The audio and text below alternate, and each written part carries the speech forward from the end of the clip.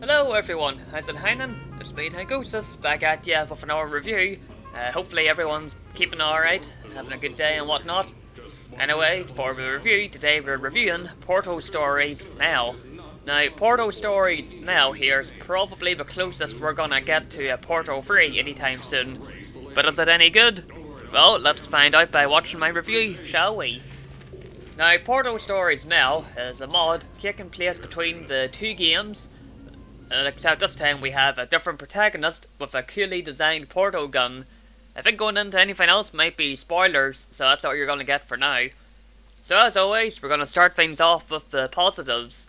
The first positive is that you fellas all remember the original Half-Life intro. You know, sitting on the big tram going through Black Mesa, yeah? Portal Stories Now does something similar. We sit through a reel going through Old Aperture, which I thought was a pretty neat introduction, showing off the environment design, even giving us a wee taste of what Old Aperture was like back in the day. I know we got to see some of it in Portal 2 halfway through, but this here's like showing the outside of it and stuff. Like, you know, where it's all set, and I thought that was pretty darn cool, so that's a thumbs up for the design-wise. Next positive is the voice acting.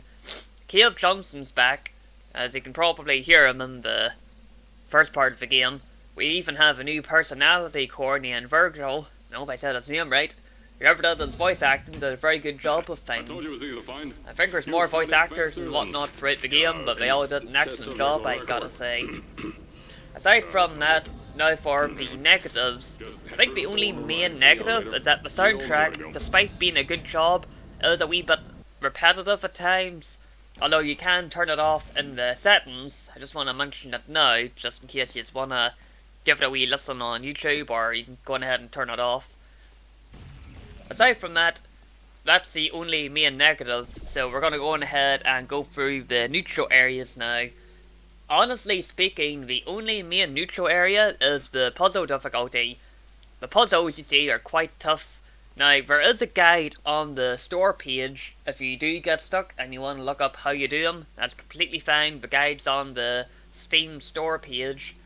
Although, in saying that, at the same time, you know, if you're going through like a tough puzzle and then you like, you know, proper complete it and how satisfying it is, I'll be honest, it's essentially the same thing doing this. Going through the puzzles without the guide and then, like, you know, finishing up, it is quite satisfying doing a hard puzzle. Although, at the same time, the puzzles, you see, there's kind of like a line for me on the puzzles being hard but fun, and then hard but frustrating.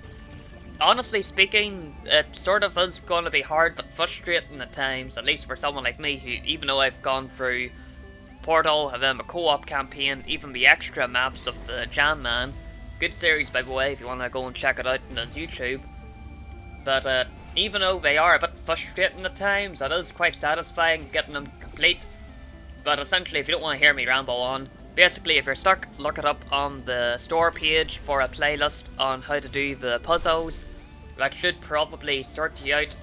But of course, in saying that, I do suggest you just give it a proper go the first time, just to try it. But if you get stuck, well, guides on the store page. Final thoughts. Have a guess how much this costs. Like, seriously, I'm going to give you about 10 odd seconds to leave in the comments how much you think this here game costs. At the time of recording, we're approaching the 4-minute mark, so whenever this hits 4:10, well, let's go. So there you go, go ahead and give me a guess.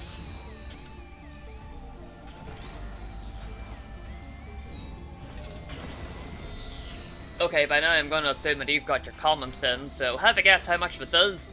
It's completely free. You've heard me, it is completely free, although I do think you need to have the Portal 2 installed, or at least owned on Steam, so you might want to double check that, just in case, but the game's free anyway, so definitely give it a go if you fancy doing some more Portal, if you don't want to go through the custom maps, but it's definitely worth giving a go, I would say, as a big Portal fan myself. As I said, I know the puzzles can be a wee bit frustrating, but at the same time it is quite good to work through. I'm enjoying it so far myself, and I hopefully get back to it sometime. But aside from that, definitely pick it up if you want more Portal. I mean, it's free after all, so you might as well. think that's about it for the review, so just want to say thank you everyone for watching, and catch you next time.